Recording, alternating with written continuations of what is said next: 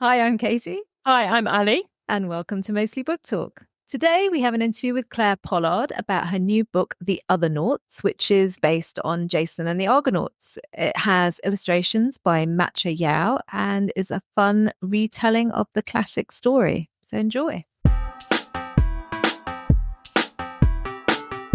So, we're really pleased to welcome Clare Pollard, who is a poet, novelist, playwright, translator, a fellow of the Royal Society of Literature. And she is now the author of her second children's book, an adventure called The Othernauts, which is loosely based on Jason and the Argonauts. So, welcome, Clare. Do you just want to start? Do you want to just start just telling us about your journey? Because you've obviously done lots of different things, do lots of different things about your journey to becoming a children's author. I'm just a writer, really. As you said from the introduction, I just love books. I love writing. I love reading, but I love reading anything. I love reading film scripts, play scripts, newspapers. I just read everything and always have. And I guess I wanted to be a children's writer when I was a child. I've still got chapter books I wrote when I was 5 or 6. One called Stand Up My Nostrils about evil genies. One called Hard Cheddar about evil mice taking over the world. So I always wanted to write children's books, and I feel it's taken a long time to get there. For me, the breakthrough as a writer was, like a lot of teenagers, I wrote a lot of poetry. But unlike a lot of teenagers, I was determined to be a child prodigy. And I was very professional about it. And I used to send poems off to magazines with my little stamped addressed envelope every week when I was a teenager. I got some stuff in magazines. And my poetry editor actually wrote to me and said, have you got a manuscript? So I wrote my first book, The Heavy Petting Zoo, when I was in sixth form. It came out my first year of university. So that sort of put me on the path of being a poet. And I suppose poetry always came very easily to me. I've always worked well at the level of the line. I think I've got a good ear. I love a good image. Whereas being a novelist took a lot longer for me, even though it's something I've always wanted to do. But I think it takes a bit of life experience to write a novel in a way that poetry perhaps doesn't. You need to know how the world works, but also learning how to tell a story, which is something I'm really interested in now, is storytelling. But I think it took me a while to learn how that works and how to carry a reader along with you. Yeah. And that's all the more challenging with children, isn't it? Because you have to grab them. And so I actually got adult novels published before children's novels, but not till I was in my 40s. So it took me a long time to become a novelist. I was just being a poet all that time, teaching poetry, translating, editing poetry magazines. My children are 9 and 12, so it's the perfect age for middle grade. Yeah. And I'm just really leaning into that. And it's just pure fun writing children's books. I feel like it's what I've always wanted to do in a way. I've never had so much pleasure as when I'm writing a children's book, and it's pure storytelling. I hope it's just as good writing as my poetry is or my adult novels are. But you can have a lot more laughs. I definitely felt that reading it. Yeah. I felt like you have fun writing this. You'd enjoyed it. That voice and that sense comes through. I hadn't made the connection that you've also written a book about children's books, haven't you? Yes, I have. Fear Bad Habits, which I realised that I'd read because it came out 6 or so years ago. Was it 2019? Something like that. Yeah. I went back to look at it and remembered I loved it because there were books in there, because you're talking about picture books, aren't you? Yeah, it's children's picture books. Was that part of your MA, Katie? Was that why you read it, or did you just it was after that. I like books about books. Yeah. And the process of that kind of writing as well. Yeah, and I think it's something about it that where you recognize books that you were talking about and the way in which you explored it, it was somewhere between kind of academic and memoir-y. Sure. I think was a really nice balance. But did that change the way, because it was a sort of taking a step back, really, wasn't it, in terms of what are the meanings of picture books and also how we read them to children? Did that change the way you approached writing your own children's fiction? For sure. I just like all sorts of writing and I like all sorts of reading. And that meant I enjoyed reading children's picture books as much as I enjoy reading Middlemarch in a way. I think there's just as much skill in a great children's book as there is in a great adult book. And I think Green Eggs and Ham is just as much a work of genius as Pride and Prejudice. Genuinely, just because it's like words. It takes such incredible formal skill. easy for me to come to that conclusion because I love poetry. I can think something that's 14 well-wrought lines, that's a sonnet, is just as good as War and Peace. Better in many ways. I don't have that question of scale. I love picture books. I did English literature as a degree. And I am a literary critic. That's one of the many things that I do. I do a lot of reviewing. And I think one of the things it really made me think about is I think children's books are not reviewed enough. We don't have nearly enough to coverage, but they're so rarely reviewed in depth. Even good children's book reviewers usually have to do a roundup. And so we really rarely think about what stories we're telling our children.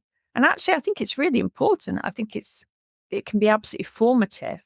You're telling them how the world works and what morality is. All children's books are political, and you can pretend they're not, but they are ultimately. If you decide to tell Roald Dahl's Charlie and the Chocolate Factory, is one I loved as a kid. If you decide to tell the story from the perspective of a very poor working class boy, that's completely different from if you decide to tell the story from the perspective of a princess. That's a political decision at the end of the day. So it made me really think about what stories do we tell our children? Who do we center in these stories? Whose stories do we tell? Yeah, which very nicely brings us onto your book, The Othernauts, and Phoebe's story. So tell us how that came about and give us a bit of an overview of the story for people who might not have read it yet. So I adore Jason and the Argonauts. I love Greek mythology generally, but I think it's my favourite story. Probably because when I was a kid, I don't remember reading any Greek mythology as a kid, actually. It was something I got into more as a teenager. But I do remember watching the 1963 film with the Harryhausen special effects. It always seemed to be on TV. It was always I think it was on every Saturday morning. Yeah, and it was one of my dad's favourites. And I remember watching that with him, as well as Clash of the Titans to a lesser extent. But those were my introduction to Greek mythology, and I absolutely love those films. And Jason the Argonauts, it's got all the fan favourites. It's amazing when you think about it. It's not just Jason on board. You've got Hercules on board. You've got Orpheus on board. Yeah. Medea's in the story. You've got all these incredible characters, as well as, of course, all the monsters and different obstacles. It's just perfect. And I love a quest. It's one of the great quest narratives.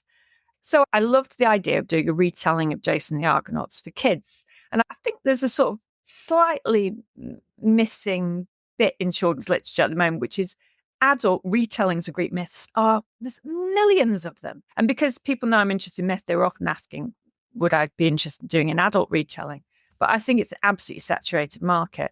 But I felt like it wasn't for children at all, actually. I felt like I saw a little chink there because there are these stories where Greek gods meet contemporary children and are at schools and diaries. There's one about Hercules at the moment, or there's Who Let the Gods Out, or there's Percy Jackson's, of course. But there's not really much in the way of rich retellings of these incredible stories. So that's the gap I'm hoping to fill.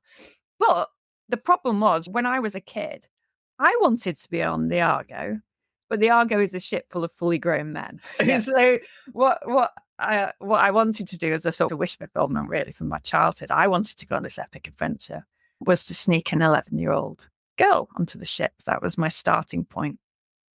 So my version of Jason the Argonauts, it's a proper retelling, and it's based on the Argonautica, which is like the Odyssey, like Homer's Odyssey and Iliad. It's an ancient Greek epic poem, but it's much neglected. It's not read nearly as much as the Odyssey or the Iliad.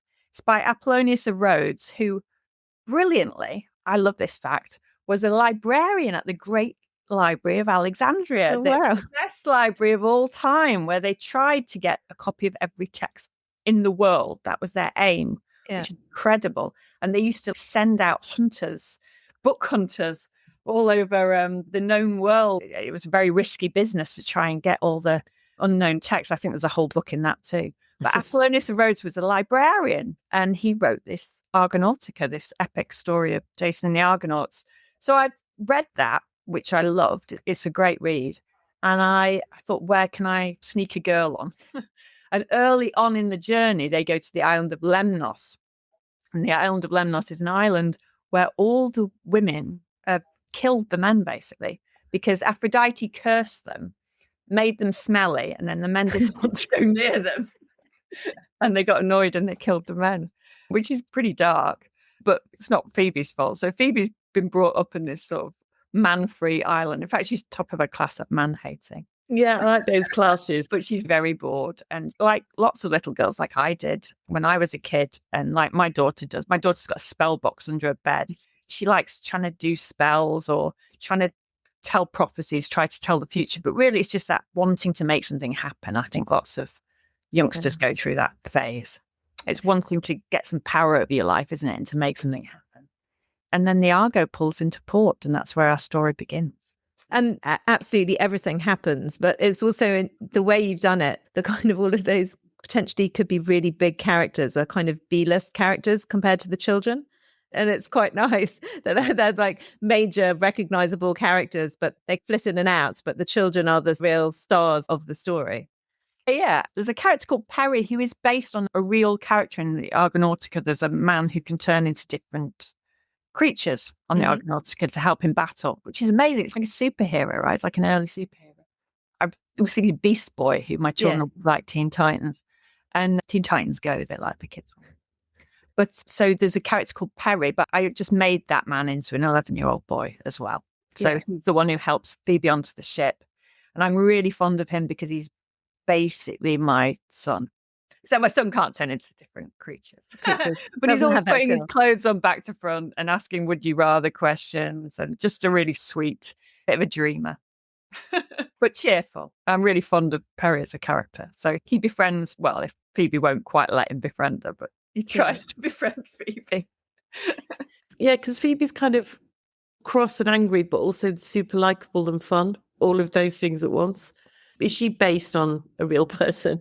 She's a sort of character I've always had in lots of iterations. I wrote a rom-com script when I was in my 20s, although it never got made, about a psychic who was really gloomy and sarcastic because she could see the future, and it was terrible.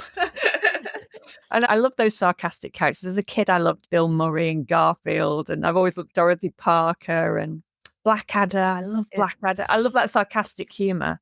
I've always been drawn to those sarcastic characters. A bit like my daughter, but she's also got this Dorothy Parker-like humour that I appreciate.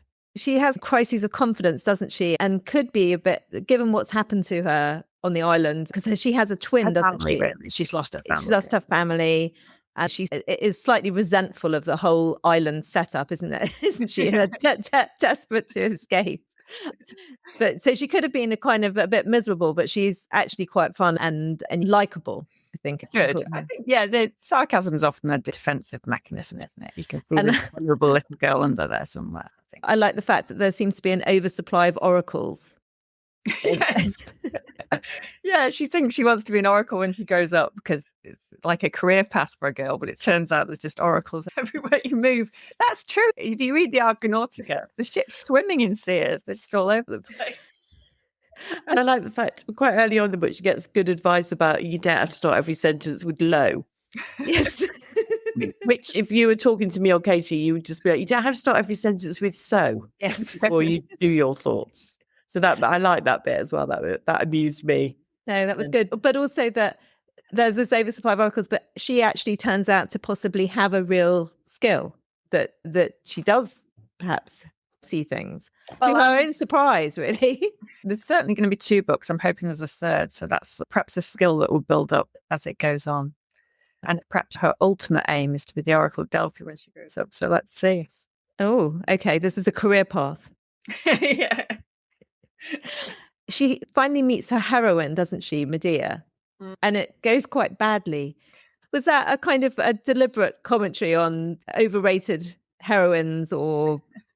A lot of this thing about retelling a story like Jason the Argonauts for children is that sets up quite a few problems because a lot of the subject matter is very adult or difficult. And Medea is a tricky one. She's a tricky one to write for children at the end of the day, especially if they might Google what happens afterwards with Medea and so on. So my solution was to make her a sort of moody teenage goth. I hope it works. I think it does. I just think it feels really, so how she's so disillusioned and that just sense of be careful what you wish for in terms of meeting the people that you have idolized, and that she has that experience and it's quite, and it almost brings out her inner strength in terms of going, actually, I'm not going down this path. Yeah, in a way, it could make her more cynical. But I think a lot of the story, if the story has a moral in many ways, it's about that life's all about the journey, really. And she wants to go to Corinth to meet Medea. That's her aim. And they all want to go to Corinth to get the golden fleece. But Medea's disappointing, and ultimately the fleece is just a rug. I like that as well. So, it's about the journey. And one of my favourite poems of all times about that, by Cavathi, the poem Ithaca. I don't know if you know it. Look it up, guys. Look it up. Okay, we will look it up. It's not about reaching Ithaca. It's about the journey. It's about getting there. That's what life's really about. And I think the book's about that too. But... Do you want to read us a little bit, Claire? Have you got a favourite passage you'd like to share with us? I will read you a little bit. So they're about to get through the clashing rocks. So these two massive rocks that sort of smash together. Very difficult. No ships ever got through. And one of the many seers they met on the way has told them they have to send a dove to fly through it. And if the dove survives, the ship can go through. It's an omen. And if it doesn't, if it dies halfway through, they've got to give up and go home. But they don't have a dove. Oh, I should say too that the boat, the Argos, talks. Yes. There's one right here, honey, the Argo says. And the Argonauts look to her prow, and there one is, ruffling its feathers the colour of milk and cooing. Phoebe has a bad feeling and checks frantically around. It's Perry, she yelps. That's not a dove, it's Perry. He's actually done something useful and it frightens her. He's too clumsy. Surely he'll hurt himself. As they draw nearer to the rocks, you can hear their terrible, forbidding rumble. Perry, is it you? Jason asks. Perry coos a yes. Well done then, Jason says. Fair play. Are you sure you're volunteering to go through the clashing rocks, though? It's very dangerous. Perry bobs his head in a kind of nod.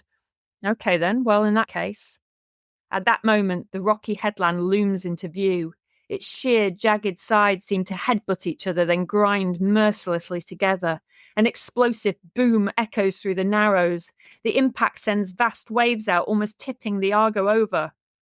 On the count of 10, Jason shouts over the splashing. Grun, boo, knee, 7, jive, sticks, plates, 19, 10. Oh my gosh, Phoebe mutters, shaking her head with despair. Chiron mouths his apologies. But Perry is off on the count of 10, thinking, now's my time to shine. He flaps his wings and takes off. Whoa, he's fast. He can't really see through the sea spray and bangs straight onto the ship's mast. Oops, never mind. He can do this, he can do this. There are his tiny new friends below, waving to him. You don't have to, Phoebe seems to shout in her faraway voice. It's just a rug. Very good. Sorry, I laughed then when I was counting. I love that it's just a rug. But that's you see, I made myself laugh. That's what happens when I'm writing. I chuckle. But that's the part of it, isn't it? So it is this really tense moment. But then there's Phoebe kind of going, oh, he's so clumsy. He's just bound to mess this up. And Jason, who, yeah, that's very good at maths. But when you say that, I really mean he's very good at maths. Yeah. Jason feels like he's determined to be a hero and has a remarkable run of luck, but it's just not all that. Yeah, the easy thing would have been to make the heroes the bad guys, and I've done that before. I should say my first children's book, The Untamables, the Knights of the Round Table are the bad guys. It's the Arthurian myth. But I didn't want to make him a bad guy, but I think he's one of those people, I guess you could say he's got male privilege, he's just moved through life very easily. Everything's come very easily to him. He just expects everything will go well for him. Yeah. And that everyone will fall in love with him. So he has to learn. It's about teamwork. And he'd be an influencer, wouldn't he? Be in the gym now. He's okay. But at the start of the story, famously, he helps an old lady across a river. That's why Hera looks after him, because it's actually Hera in disguise. Yeah. So, there is that about him in the original story. He does have his nice side. And he seems very unfazed that he's got these 3 children on his boat. Whatever, we'll get on with that. Must be here for a reason, because destiny is my thing, really. He's all right. We don't mind Jason. I've been writing the second book, which is about Perseus's quest for Medusa's head. And Perseus is not a very nice man. Quite a different type of hero. He's easier to dislike, really, isn't he? Yeah. Perseus is awful. Don't even get me Yeah. started on Perseus. Yeah. So going back, you've touched on this, but Greek myths are really quite full of violence, killing people and moral dubious decisions. How do you decide what you keep in and what you leave out, and how dark you let it get? Because some of it is really dark. How do you balance that in, because it's a book for children? I think it children live in the real world. They know there are wars, they know there are murders, they know these things exist. 9 to 12-year-olds do. That's me. So, these children also live in a world where these things exist. However, I wouldn't have any of my heroes or my crew kill anyone, for example. You just got to have hard rules like that. But also, I'm very anti-violence, and my book Untamables was very anti-violence too. So the only person who does anything of any violence of the good guys is Hercules. He likes slaying things. He's definitely not a hero. That's all. It's made him to more of a joke that it's not a good quality. Yeah. Never trust him with your houseplants or to look after your pets when you're on holiday. That's good. Hot tip. I wouldn't have one of the children heroes be good with a sword, which I know lots of children's books are like that, but I'm not interested in that. I'm not interested in boys fighting. Yeah, fair enough. Perry's not like that at all. He's a different sort of boy, I hope. Yeah. Quite gentle and kind. And when you're writing, do you have a child in your head that you're writing for?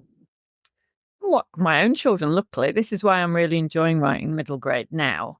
Yeah. And feel like it's the time to really lean into it because I have a ready-made audience and I read these books. I test them on my children.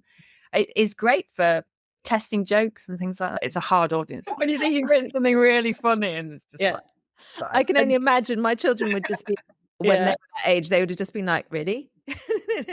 So as you're writing it, were you evolving it with your hard audience feedback? I wrote a first draft and then I read it to them. So between edits. That's really handy. Yeah, and sometimes there's things you don't even think as an adult that children won't understand. But I had a joke about double glazing and neither of them knew what double glazing was or things like that. When I was a kid, it felt like there was nothing but adverts for double glazing. It was all I ever heard about. Yeah. Yeah, you're right. Now it's just like windows, isn't it? That's how they come. Yeah. But things like that. But also it means I can use words like riz in my book or whatever, which a lot of children's authors don't have access to that vocabulary that I do. We know all about Italian brain rot. I know all this. We talked to Nate Nazor, who said it's really hard to get that right. Yeah. And you need a reader very close to the right age to make sure you're using whatever the current kind of words are. Totally. But then also making sure that they're not too now, so that if it's read in a few years' time, it won't date. Yeah, that's an interesting thing, isn't it? But I think I can get away with it in the Othernauts because what I do is play with anachronism a lot, which is a lot of the fun of the book, because the narrator knows that this scroll is going to be buried for thousands of years, not found till 2026. So there's lots of jokes about that and references to the future reader and Taylor Swift and from Tear and things. And not having anyone to talk to about it. Yeah, exactly. But that's part of the fun. I always enjoy a bit of anachronism. Yeah. So you've hinted that there's definitely another one on its way. Yeah. What are you working on at the moment? What's next? Yes, I'm working on that. We've just done copy edits and the illustrator's gone to work on it. So it's all very real. That'll be my next book, which will be out in January next year. Othernauts and the Gorgon's Gaze. Oh, so it's quite quick then. I like that with a series. If you've read one, you want... Sometimes there's like a whole year, 18 months. And you write a poetry book, they don't want another one for 6 years. Ideally. We always get this idea that if a child has started a series, that actually a year in a child's life is a really long time. Yeah. And so it may make complete sense from a publisher's perspective and also from an author's perspective, because obviously you actually have to do the work for there to be a year. But for a child, it's just actually, I want it now. And there's something about discovering a series that's actually already be completely written, and then you can read every single one, one after the other. I've got the proof, which doesn't have the illustrations in it. You've seen the illustrations, haven't you? It's quite highly illustrated. Yeah. No, I Nice. haven't either. I haven't. You've got the better proof than I had. Yeah. So you've got a soft proof. I thought they were in the soft proof, in the e-proof. No, so we haven't seen the illustrations. Oh, okay. I've seen the front cover. So has it I've got just got a lots? couple of feathers at Yes, the bottom. it's got 30 illustrations in it. And they're really detailed. They're almost like more like graphic novel than Nice. they're not just little sketches, they're proper. Oh, we're going to have to search it out. What's the name of the illustration? She's really fantastic, really. So we say that. Matchet Yao. Okay. So the illustrations throughout. I've seen the front cover, which looks amazing. And they're really fun, I think. Oh, good. I'm glad that we established that. Because when I saw the e-proof, I could see that there were more chapter illustrations in it. And my kids, even my 12-year-old, they still like a book with pictures, really. Oh, absolutely. Right. It just, Yeah, I think Not- it's, and I think if you've got a quest book, you Yeah. need some pictures. Yeah, you do. All the So- different obstacles, all the different monsters.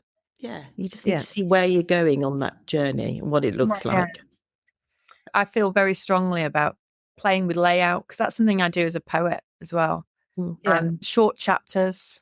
I don't like big, long chunks of text. My children don't, but neither do I, frankly. I think the chapters in Harry Potter are way too long, by the way. You can't read it as a bedtime story. They're just too long. I end up having to abbreviate them or chop them. I've given up now. I have great sympathy. I tried.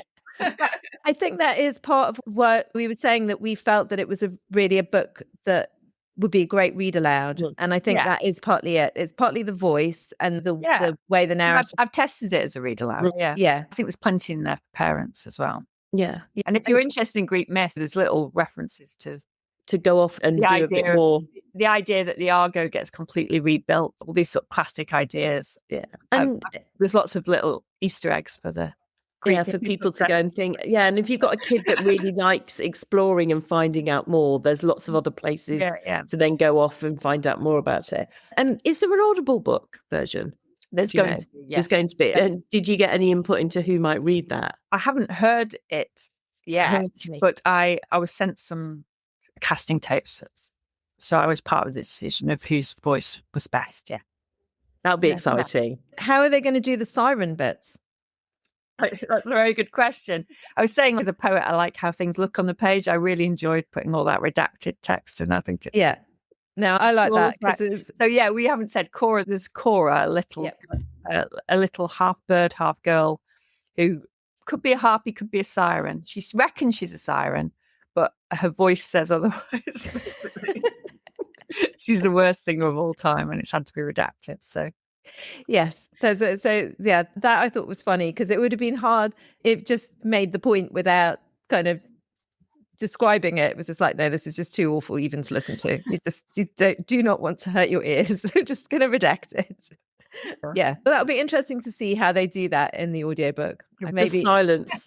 silence, or maybe like just you like bleep- bleep, maybe bleep it out. when you bleep things out on the radio. Yeah, that would be fun. So what we're also asking people about at the moment, because it's the National Year of Reading, what are your hopes for the National Year of Reading? What would you most like to see happen for children and reading, given we've got a whole year of it? I miss the days when at primary schools teachers read out whole novels. My daughter's at a lovely primary school. The teachers are great, but having seen how English operates there, they often don't get the chance to look at whole books. You'll say you're studying Peter Pan or something, and then they'll look at a chapter and have to look for fronted adverbials in it or something. Yeah. And often you don't even get to the end of the story. And I'm a great believer in storytelling. And I think our best way to make children read is to get them interested in wanting to know what happens next in a story, proper storytelling. I remember being at primary school and we got read out all the Roald Dahls. It was just peak Roald Dahl time when I was young. I loved Roald Dahl. We'd get read a couple of chapters every day. I remember even one when I was in like junior 3, I don't know what year you'd call that now, year 6 or something, 5. I remember a teacher told us the whole plot of Lord of the Flies. He was reading it and he just sort of paraphrased it for us and told us over 3 or 4 days. And it was one of the most memorable experiences. All my class were like, what happens next? What's happening to Piggy? I can see why he probably didn't read it to you as primary children. Exactly. But yeah. But I think children love stories, and that's the best way to get people reading is to make them want to know what happens next. And I don't think they tell enough whole stories. I Well, totally agree. Used to yeah. drive my kids absolutely mad that they would start a book and they go, I know we're not going to finish this because it's 2 weeks till the end of term and we're not going to finish it and it's going to annoy me so much. Why did we even start it? And then that not being a thing, that they would just go, oh yeah, sorry, we didn't get to finish it. But that's the main pleasure of reading. Anyways. And that sort of continues. I was one of those parents for GCSEs, just not reading the whole text. Yeah. Absolutely. Yeah. Both my son and my husband were like, why don't you go and have another conversation with the teacher somewhere over there? Yeah. But I know teachers are time short, but that's a problem that needs solving, I think. Yeah, it's not the teacher's fault. It's about the system that they're in and what's prioritized within the system. I think we find that in primary schools, there are more teachers now who are prioritizing reading out loud every day and are doing whole books. And I think that has really started to turn back round, and there are more people understanding the value of that, and more to the point, their sort of leadership team is allowing them to prioritize that, because so often what happens is that it just gets squeezed out. It's the thing you do at the end of the day, and then if things are slightly overrun or whatever, then it gets squeezed out. So we need children who can read whole books, don't we? Yeah. Not just start things and then get distracted. That sort of focus is an important part of what reading teaches you. I totally agree. It's that getting lost. It's that feeling, I really inhabit this book and I really care about what happens. Is the only way. Or I don't care, or I really hate that character and I just really hope that they fall off, that someone pushes them. They do fall off the cliff. Yeah, whatever. But it's that investment, isn't it, that would make you want to come back? Because why would you not come back? Why would you not pick up another book if you haven't experienced that getting lost in it? So finally, do you have a book that you would recommend that you've read recently and that you think, oh yeah, I really want to pass this on? This is a book I would say read. It could be adult or children's. Oh, but for adults, actually, the book I'm reading at the moment is called Blood in the Mist. It's by Hope Mirrlees, who's like a modernist. She's best known as a poet. Right. It's absolutely incredible. My last adult book was a poetry collection called Lives of the Female Poets. Mm-hmm. And I'm really interested in the way that women have often been written out of literary history and forgotten and neglected and not put in the anthologies and not canonized and so on. And Hope Mirrlees is a modernist poet who now is thought to have influenced T.S. Eliot's The Wasteland and stuff. He's got written out literary history a bit. Anyway, this novel is it's a fantasy set in fairyland, set in this country that borders on fairyland. And all this fairy fruit's been creeping over the border. And people are getting drugged on this fairy fruit and behaving very strangely. And I'm absolutely loving it. It's incredible. I love fantasy. I love fairies. It's a bit like Susan Clark, Mr. Norrell. Yeah. Did she do Piranesi as well? Yeah, she did. It's a bit like her writing. Okay. It's incredible. And I love that. Years ago, and I hadn't even heard about it. I saw it on a Kindle deal for $1.99 and got it. I feel like I rediscovered a masterpiece. Oh, brilliant. So this is serendipity reading. Yeah. Fantastic. Thank you very much. Thank you so much. So I really enjoyed it. It's got lots of jokes. Yeah, it's funny. It's got lots of illustrations. Yeah, it's got sort of in jokes in it, isn't it? Because you're kind of invited to be on the inside in terms of the jokes that are going on. And it's got illustrations throughout. It's not as highly illustrated as, say, something like Louis Stowell's Loki books, but I think it would appeal to the same readers. It's that kind of humour and myths, different kind of myths. Yeah, and a different perspective on the story. It's fun. Yeah, I don't know. I'm not an expert on my Greek myths, but it feels like the core of it is a fairly faithful retelling. But because of the kids retelling it, even if you really knew the story well, it would be a different perspective. Yeah, and I think we talk about it in the interview, but the fact that, the fleece that they're looking for is just a rug. It's a good take. Yeah. And I think we talked to her about her poetry, didn't we? And I think the fact that she's both a poet and a playwright comes through in the book. Yeah, it had a real sense of place and setting. Yeah, I kept on thinking that because I like the illustrations. I particularly like the cover. I think the cover is quite a fresh look. And I kept on thinking that it would, because of the way you kind of move through it, almost like you feel like, okay, well, this is another scene or another act, and that it would make a really good animated film. Yeah. So anyone looking for rights for an animated film, I would recommend having a look at Over this. you go. Have a look at it. And it's the first in a series, so always We good. love. We always love do. that. Yeah, go and explore that. We enjoyed it. So it's also been a busy time. Yeah, we've got to go out, haven't we, a bit, which is nice. We Got to have. get out of our little boxes. Yeah, so we were very lucky to be invited to the Carnegie Awards ceremony. So it's a bit of a later catch up. We've obviously got 2 fantastic episodes, which if you have not listened to them yet, you should. Why not? Why not? Yes. So where we go through both the Carnegie Medal for Writing shortlist and the Medal for Illustration shortlist with teacher Alison Jewett and librarian Amy Mackay, who are really experienced shadowers and have been involved in Carnegie for many years. And we talk about all of the books, what they're about, how their shadowers have reacted to them. And yeah, we really enjoyed those discussions. We had the nice invitation to go in and talk to some of the authors before the ceremony. Yeah, so there are 5 little shorts on our YouTube channel. I know. Who'd have thunk it? Who'd have thunk it? We do have one. We're not sure we know exactly how it works. But there are 5 little short videos where we interviewed some of the authors before the ceremony. And you can check those little reels out there, which is nice. So we interviewed Beth O'Brien, didn't we? Patrick Ness, Tia Fisher, JP Rose, Kate Rolfe, and Amy Dujon. Yeah. So yeah, go and listen to those. So the ceremony itself is just always brilliant, isn't it? And worth watching. It's really good fun. The kids come, you can watch, it's an hour long, you can watch it online.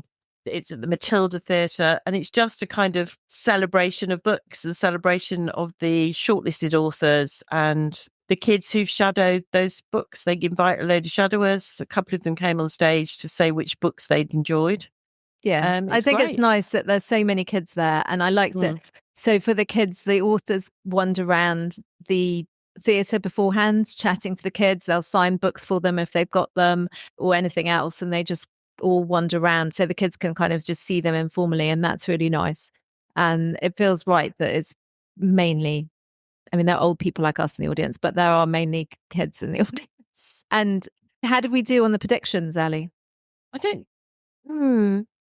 think I did go for Wolf Siren. I think you did. I'm not sure I got any of them right, actually. I think Wolf Siren was my wish, but I think I thought that they would go for something else. But I have to go back and check. It's terrible, isn't it? I can't remember. Yeah. But I think we did think that Lord of the Flies would do well. And we did highlight also Kate Rolfe's book because we did. It was very distinctive in terms of its illustration and design. So we have to go back and do the proper scores at some point. Mm-hmm. They were both such strong lists this year, though. It's really hard. It's really weird, isn't it? Because it just depends what else you're up against each year. And I know. I think it was a tricky year to win. And there were so many books I loved. I mean, I love Birdie. And she won the Shadowers Prize at the UKLA Awards for Birdie, JP Rose, which was brilliant, even if she got stuck on a train and couldn't get there. Oh, didn't she make it? No. Do you remember? We saw her, didn't we? And she was saying... I saw her on her Instagram as well that she was charging there and then got stuck. Oh, I know. In the heat. Yeah. Well, and the trains that never seem to go anywhere. Mm-hmm. Anyway, if you haven't yet had a look at the Carnegie shortlist this year, put them on your summer reading list. Both lists, the picture books you can kind of race through. They're really popular books. They will be in libraries. So if you're thinking, I don't have however much to go and find them in your library. Yeah, and a great book. Yeah, they're chosen by librarians. Librarians read a lot. They do know what's working for kids, and it's a particularly strong list this year on all ages. So yeah, go and have a look.